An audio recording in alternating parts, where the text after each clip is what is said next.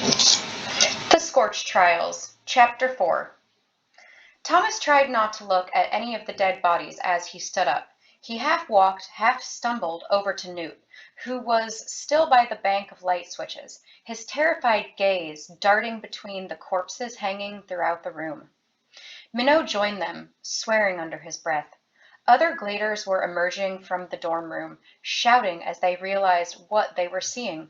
Thomas heard a couple of them throw up, gagging and spitting. He felt the sudden urge himself, but fought it.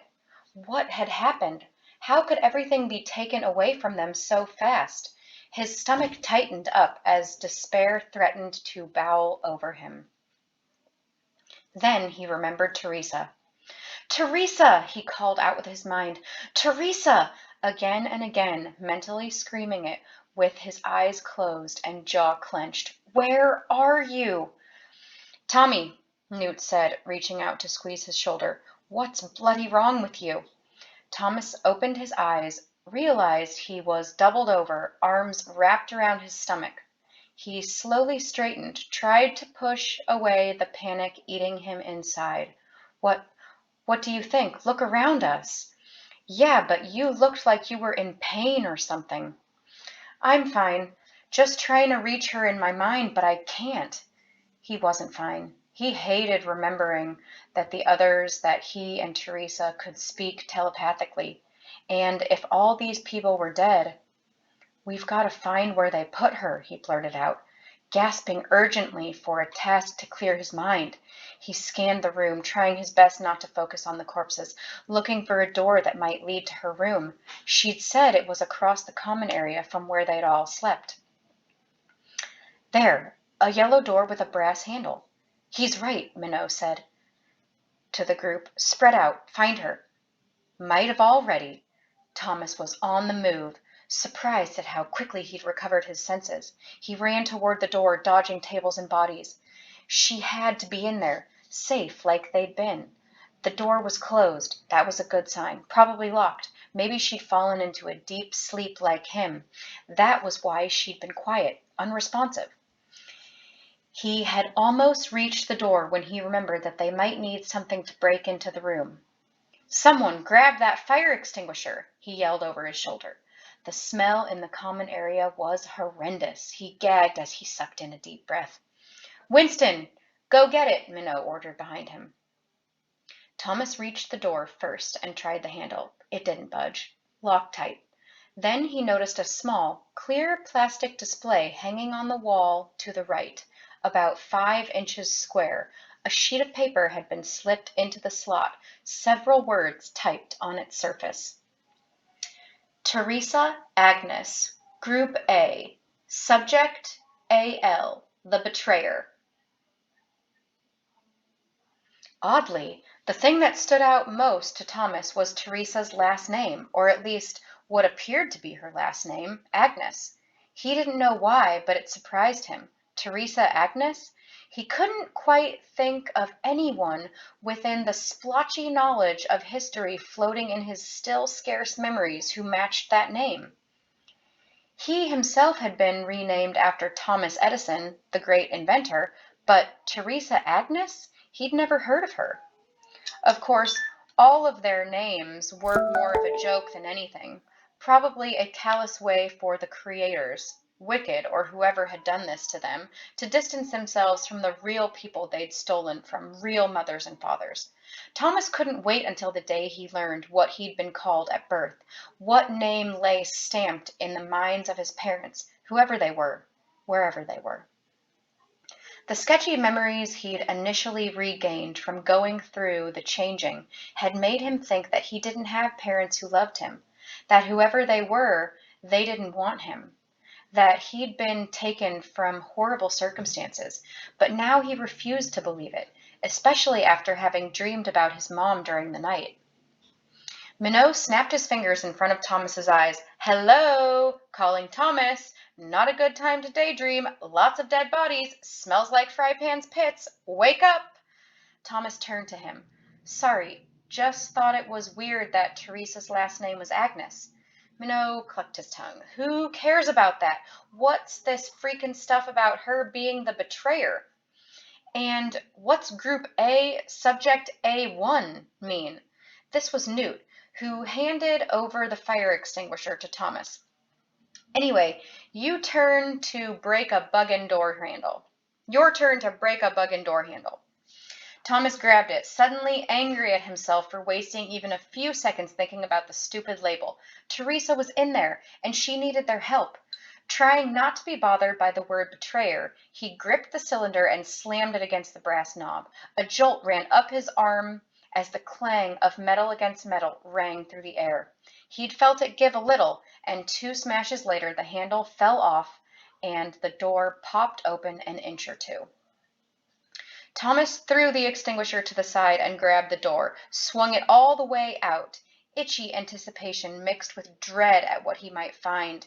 He was the first to step into the lighted room. It was a smaller version of the boys' dorm, just 4 bunk beds, 2 dressers, and a closed door, presumably leading to another bathroom. All the beds were made up nicely except one, its blankets tossed to the side and a pillow hanging off the edge, the sheet rumpled. But there was no sign of Teresa. "Teresa!" Thomas called out, his throat straining with panic as he yelled.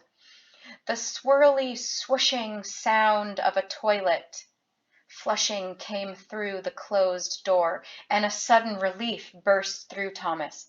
It was so strong he almost had to sit down. She was there. She was safe. He steadied himself and started walking toward the bathroom, but Newt reached out and grabbed his arm. "You're used to living with a bunch of boys," Newt said. "I don't think it's polite to go stomping into the bloody ladies' room. Just wait till she comes out." "Then we need to get everybody in here and have a gathering," Minot said. "It doesn't stink in here, and there aren't any windows for cranks to scream at us." Thomas hadn't noticed the lack of windows until that moment, though it should have been the most obvious thing, considering the chaos of their own dorm room. Cranks, he'd almost forgotten. "I wish she'd hurry up," he murmured. "I'll go get everyone over here," Minot said. He turned and walked back into the common area. Thomas stared at the bathroom door. Newt and Frypan and a few other gladers pushed their way into the room and took seats on the beds, all of them leaning forward, elbows on knees, rubbing their hands together absently, the anxiety and worry evident in their body language. "Teresa," Thomas said in his mind, "can you hear me? We're waiting for you out here."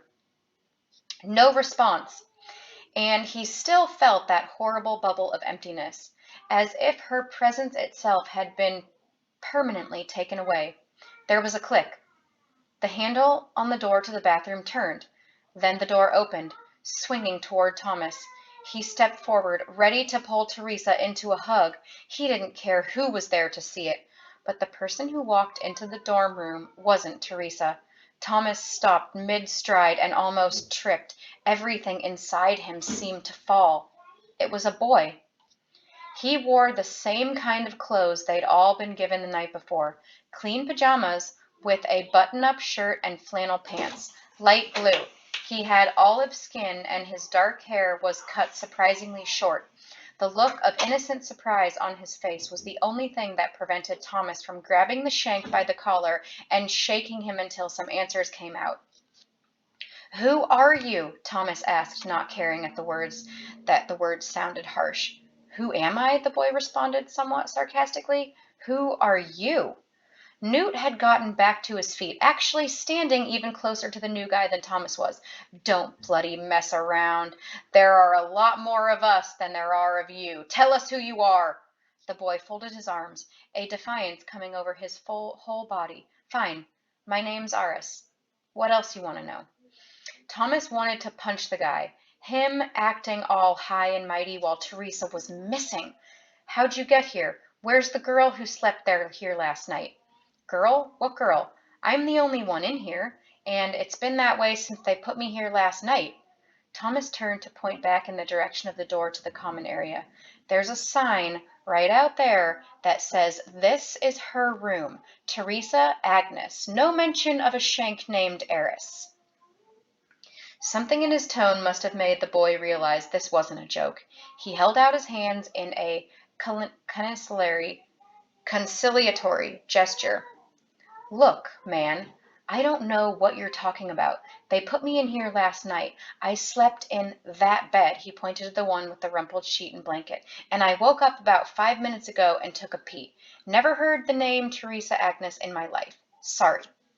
A brief moment of relief Thomas felt when he'd heard the toilet flush officially shattered.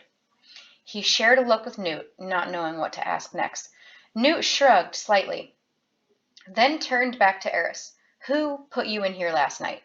Eris threw up his arms in the air, then let them come back down and slap against his sides. I don't even know, man. A bunch of people with guns who rescued us, told us everything would be okay now. Rescued you from what? Thomas asked. This is getting really weird. Really, really weird. Eris looked down at the floor and his shoulders fell. It looked as if a wave of some terrible memory had washed over him. He sighed, then finally looked back up at Thomas and answered, From the maze, man. From the maze.